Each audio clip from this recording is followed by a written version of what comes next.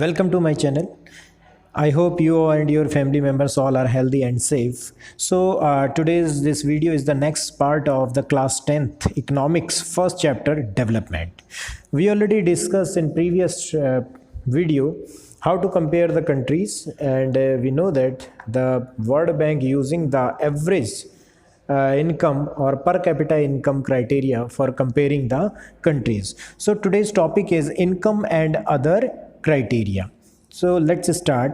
When we looked at individual aspirations and goals, we found that people not only think of better income but also have goals such as securities, respect for others, equal treatment, freedom, etc.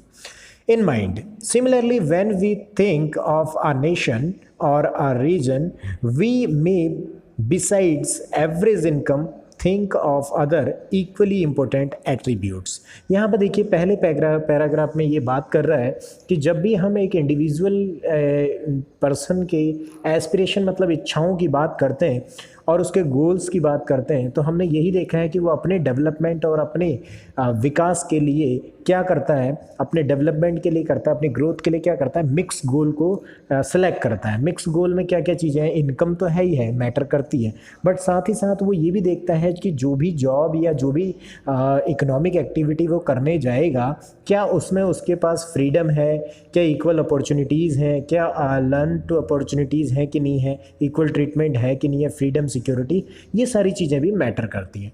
तो यहाँ पर यही बात की जा रही है कि जब एक इंडिविजुअल मिक्स गोल को सेलेक्ट करता है अपने डेवलपमेंट के लिए, तो सेम एज जब हम कंट्रीज़ की बात करेंगे, एक कंट्री डेवलप्ड है या नहीं, तो उसमें हमें ये चीज़ सेम चीज़ उसमें भी अप्लाई होगी कि हम एक ही एट्रीब्यूट को लेकर कंपेयर करना सही नहीं होगा, साथ ही साथ हमें कुछ और नॉन मटेरियल एट्रीब्यूट्स को भी ऐड करना होगा। तो यहाँ पर देखिए कहीं ना कहीं वर्ल्ड बैंक जो कर रहा है वो सिंगल क्राइटेरिया को लेके चलता है, और जो कि एवरेज इनकम का क्राइटेरिया है। तो यहाँ पर यही कहना चाह रहा है कि वर्ल्ड बैंक के अलावा हमें कुछ वर्ल्ड बैंक को कुछ और एट्रीब्यूट भी ऐड करना चाहिए। ये करता है UNDP है, वो इसके अकॉर्डिंग ही रैंकिंग देता है कंट्रीज़ को, तो वो हम आगे बात करेंगे। चलिए आगे देखते हैं। तो सेम चीज़ अप्लाई किस में भी होगा, कंट्रीज़ के केस में। What could these attributes be, तो ये क्या चीज़ है और इनका क्या रोल है, यहाँ पर एक क्वेश्चन मार्क कर रहा है आपके सामने। इसको एक एग्जाम्पल से समझाएगा। देखिए, let us examine this through an example table 1.3 give the per capita income of Haryana, Kerala, Bihar. Actually, these figures are of per capita net state domestic product at current prices of 2016-17. Let us ignore what this complicated term exactly means. Roughly, we can take it to be per capita income. ऊपर जो भी इसने बात कही यहाँ पर देखिए, पर capita income, net state domestic product, कुछ बहुत ज़्यादा कॉम्प्लिकेटेड वर्ड यूज़ किया, तो कह रहा है इसको हम इग्नोर करते हैं, हम सिंपली मान के चलते हैं कि ये पर कैपिटा इनकम दी हुई है of the state. We find that of 3 Haryana has the highest per capita income. ठीक है, अभी देखिए यहाँ पर एक आपको एक लिस्ट दी गई है बेटा, ये न्यू बुक के अकॉर्डिंग है। आपकी पुरानी बुक में हो सकता है महाराष्ट्र, केरला और बिहार का एग्जांपल दिया गया होगा, लेकिन अगर आपके पास नई बुक नहीं है तो आप यहाँ से देख सकते हैं। 1.3 में दिया गया है, एक टेबल आपके सामने आपको दिख रही है, और इसमें देखिए हरियाणा लिखा हुआ है, केरला, बिहार लिखा हुआ है। हरियाणा का जो भी इनकम दिखाया गया वो 1,80,174 पर कैपिटा इनकम दिखाई गई है। साथ ही साथ केरला की 1,63,475 दिखाई गई है, और बिहार की 34,409 दिखाई गई है। ठीक है, अब देखिए ये टेबल को कंपेयर कर रहा है, कह रहा है कि बिहार की जो यहाँ पर नीचे देखिए, कह रहा है कि इसके अकॉर्डिंग देखा जाए तो बिहार के पास क्या है, हाईएस्ट पर कैपिटा इनकम है।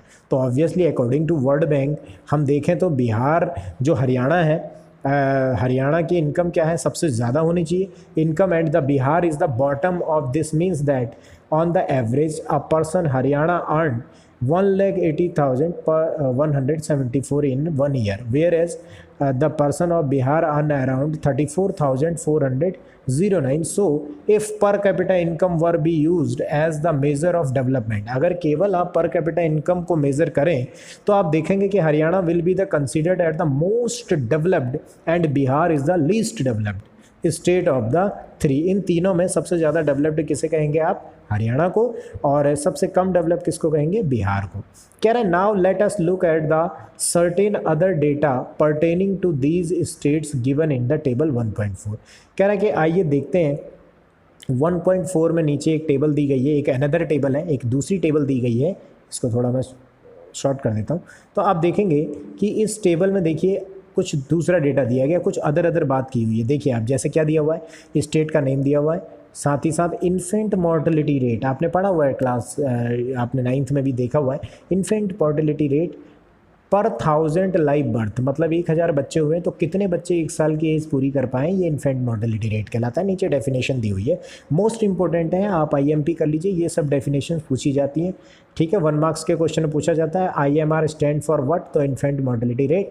What is infant mortality rate आएगा तो आप ये नीचे जो भी डेफिनेशन लिखी है ये आपको लिखना है।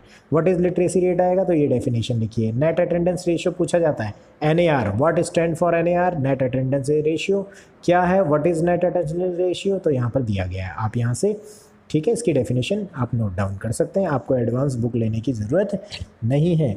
सो आप देखिए इन्फेंट मॉर्टेलिटी रेट दिया हुआ, लिटरेसी रेट दिया हुआ, नेट अटेंडेंस रेट। देखिए हरियाणा का, देखिए हरियाणा, बेटा मैं आपको पहले बता दूं कि इन्फेंट मॉर्टेलिटी रेट जिस देश का कम होना चाहिए, जितना ज़्यादा होगा मतलब अभी मैं आपको समझा दूंगा इसका मतलब।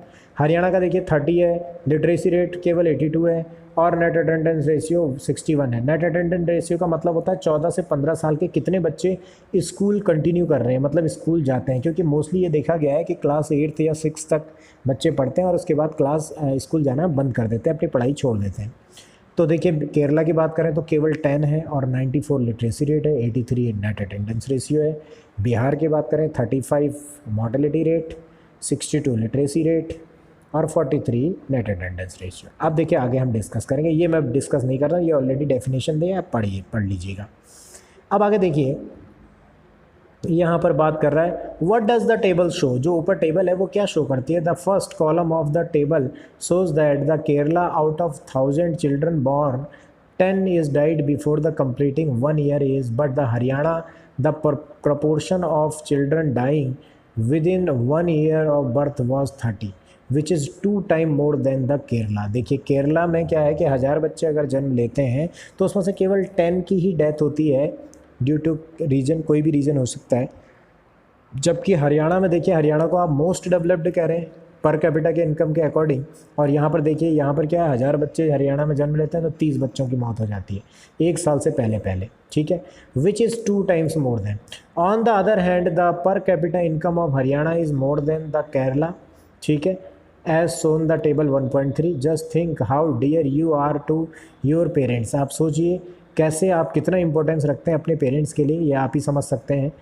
Think of how every one so happy when child born. एक परिवार में जब एक बच्चा जन्म लेता है तो उसकी फैमिली कितनी खुश होती है। ठीक है, now try to think of parents whose children die before they even celebrate their first birthday. उनको कैसा लगता होगा बेटा जिनका बच्चा एक अपना फर्स्ट बर्थडे देखने से पहले ही डेड हो जाता है। How painful it must be to these parents, ये बहुत ज़्यादा पेनफुल है। ठीक है, next note the year to which this data pertaining. ये डेटा 2017 का है बेटा, अभी हाल ही का डेटा, ये बहुत पुराना नहीं है। So we are not talking the old times, हम पुराने ज़माने की बात नहीं कर रहे। It is 70 years after independence when our metro cities are full of high rise buildings, shopping malls. हम 70 साल पुरानी बात कर रहे हैं जब से हम इंडिपेंडेंट हुए हैं।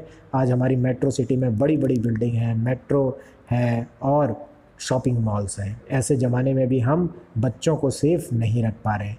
The problem does not and with the infant mortality rate.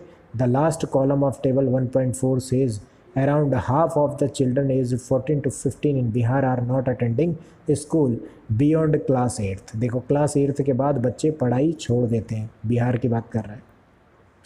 This means that if you went to school in Bihar, अगर आप बिहार में होते और स्कूल जाते हैं, nearly half of your elementary class would be missing. आपकी आधी क्लास एलिमेंट्री क्लास तो मिस हो जाती है, आप छूट जाती है, आप नहीं पढ़ पाते। Those who could have been in schools are not there. ठीक है, if this had happen to you, you would not be able to read and what are reading now.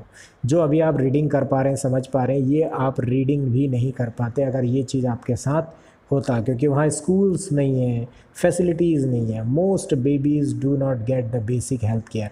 क्यों डेड हो जा रहे हैं बेटा? कई बच्चे ऐसे हैं जिनको बेसिक हेल्थ केयर, न्यूट्रिशन नहीं मिल पा रहा है। तो आप कहीं ना कहीं ये सेंस कर पा रहे होंगे कि देखिए क्यों इनकम जो क्राइटेरिया है वो अपने आप में कंप्लीट नहीं है। रीज़न क्या है? देखिए यहाँ पर अकॉर्डिंग टू टेबल 1.3 देखें तो हरियाणा की तो जो इनकम है वो बहुत ज़्यादा है, पर कैपिटा इनकम। तो हरियाणा की स्थिति आप नीचे देखिए, अदर फैसिलिटी वहाँ ज़्यादा अच्छी होनी चाहिए। अरे जिस फैमिली की इनकम अच्छी होगी तो ऑब्वियस सी बात है वो कुछ भी चीज़ एक्सेस कर पाएंगे, वो अच्छे हॉस्पिटल में अपने इलाज करा पाएंगे, अच्छे घर में रहेंगे, अच्छा खाना खा सकते हैं। तो ऐसा हरियाणा के साथ क्यों हो रहा है?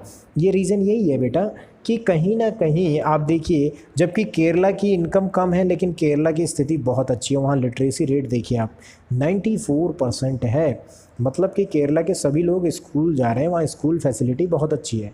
आप देखिए कि वहाँ 8th क्लास के बाद कई बच्चे 33% मतलब काफ़ी बच्चे कंटिन्यू करते हैं वहाँ स्टडी, ठीक है। और देखिए केवल वहाँ बच्चों की डेथ कितनी हो रही है? 10 बच्चों की, हाँ 1000 में केवल 10, मतलब कि वहाँ हेल्थ फैसिलिटी बहुत अच्छी है। तो डेवलप्ड तो केरला को होना चाहिए उसके अकॉर्डिंग, ठीक है। तो कहीं ना कहीं अब आपके माइंड में एक चीज़ सेट हो रही होगी कि अदर क्राइटेरिया क्या होते हैं। अदर क्राइटेरिया है infant mortality rate, literacy, net attendance ratio, freedom, ठीक है, हेल्थ केयर, ये सब भी मैटर करता है। तो हमें कंट्रीज़ को कंपेयर करते वक्त इन चीज़ों को भी नोटिस करना चाहिए। अब जो यूएसए या यूरोपियन कंट्रीज़ को जब आप देखते हैं, इनको डेवलप्ड इसीलिए कहा जा रहा है बेटा, एक तो इनकी पर कैपिटा इनकम अच्छी है, दूसरी आप देखेंगे कि वहाँ पर एलिमेंट्री एजुकेशन बिल्कुल फ्री है। कई कई कंट्रीज़ में तो 1 to 12th तक की एजुकेशन बिल्कुल फ्री है, कोई फीस नहीं, पेरेंट्स सारा खर्चा सरकार का है, हेल्थ केयर का खर्चा भी गवर्नमेंट खुद ही जो है बेयर करती है। तो इतनी फैसिलिटीज़ हैं, क्यों? इसीलिए उन्हें डेवलप्ड कहा जाता है। हमारे देश में आप देखिए स्कूल तक ओपन नहीं है, ठीक है, और जो है भी तो वहाँ टीचर्स नहीं होते हैं, तो इसीलिए हम अंडर डेवलप्ड हैं, ठीक है। तो ये सब रीज़न आपको समझने में हेल्प करेंगे कि इनकम एंड अदर क्राइटेरिया क्या है। तो इनकम इम्पोर्टेंट फैक्टर है, मानते हैं, इनकम से ही सारी मटेरियल नीड पूरी होती है, लेकिन साथ ही साथ अदर क्राइटेरिया इसीलिए ज़रूरी है। ये दोनों टेबल से आपको समझ में आ गया होगा कि अकेले एवरेज इनकम से किसी को कंपेयर करना आपको सही डेटा नहीं देगा। Thank you to all of you, keep watching. आपको नेक्स्ट वीडियो में हम मिलते हैं, ठीक है। Take care, bye bye.